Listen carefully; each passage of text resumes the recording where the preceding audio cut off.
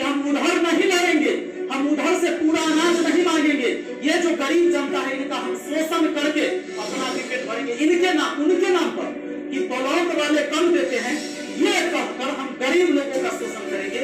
हो रहा था कि इनका अनाज लूट लूट के इनको दिया जा रहा था, जिनके पास राशन कार्ड नहीं उनको दिया जा रहा था। उस समय नुकसान नहीं हो रहा था और आज नुकसान हो रहा है। जिनका हक मैं सही से दिलवा रहा हूं तो नुकसान हो रहा है, दिक्कत होती है।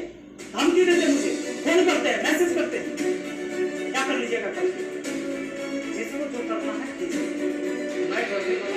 गरीब जनता और वीआईपी जनता के बीच बहुत सारे संबंध हैं, इसके बारे में हम आपको बताएंगे और जानकर बड़ी हैरानी होगी ये किस तरह का उलझन है और किस तरह का गड़बड़ी यहाँ से पैदा होती है।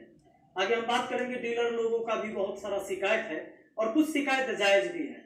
डीलर लोगों का शिकायत यह है कि हमको अनाज कम मिलता है, हम कम कैसे बांटेंगे, हमको ऊपर के अधिकारी कम देता है, हम कम कैसे बांटेंगे।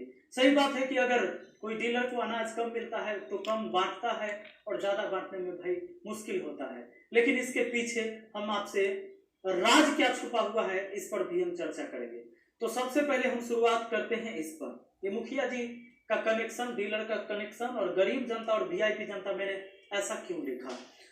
तो मैं आपको बता दूं कि जब इस बार चुनाव हुआ था, मुखिया का चुनाव जिसमें मैं जीता, इससे पहले की कहानी मैं आपको बताता हूँ।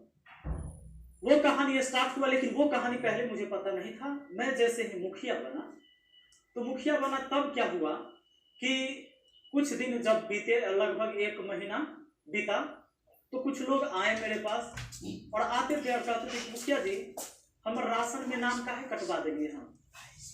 तो हमको समझ नहीं आया कि अभी हम मुखिया बनवे किए हैं, कोई एक्शनो नहीं लिए, राशन में नाम हम कैसे कटवा दिए थे। तो 1 शिकायत, 2 शिकायत, 3 शिकायत, ऐसा जब हमको मिलना शुरू हो गया कि राशन हमको नहीं मिलता है, मुखिया जी कल हमरा नाम हटवा दिली है और हमरा राशन न मिले है, तो हमको ना थोड़ा सा अजीब लगने लगा कि हम कुछ किए नहीं और लोग कह रहे हैं कि आप हमको राशन में से नाम क्यों हटवा दिया और राशन हमको डीलर नहीं देता है, पहले देता था। हमने कहा कि एक बात बताइए, आपके पास राशन कार्ड है? बोला कि राशन कार्ड तो ना है लेकिन मिला था राशन। हम भी राशन कार्ड नहीं है तो राशन कैसे मिलता था भाई।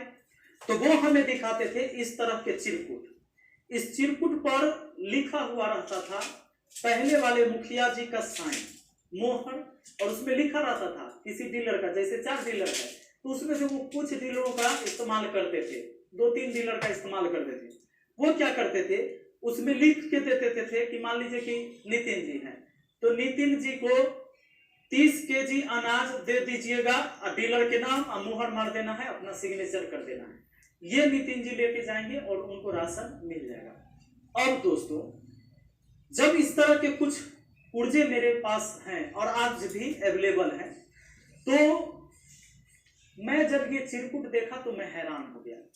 फिर मुझे लगा कि हो सकता है कि कोई गरीब आदमी को राशन अगर नहीं मिला तो मुखिया जी के लिख देने से मिल गया होगा, तो कहीं ना कहीं ये ठीक बात है, कोई गड़बड़ बात नहीं है। लेकिन फिर भी डीलर की तो हत्या हो रही है इसमें।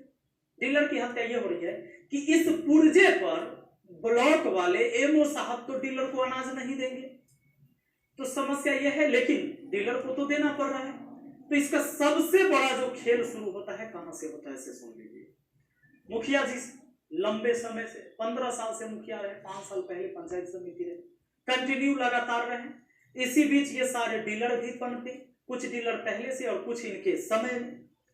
इन सारे मतलब तंत्र को इन्होंने इस तरह से एकत्रित करके बांध लिया, अपने एक मकड़े की जाल होती है उस तरह से बना लिया कि पूरे पंचायत का शोषण कैसे किया जाए, इसका पूरा फॉर्मूला तैयार हुआ। इस फॉर्मूले तैयार करके इसमें यह हुआ कि चुनाव के टाइम में इन चीजों का इस्तेमाल होना है। जैसे जब चुनाव आएगा तब 2 महीना पहले जिस व्यक्ति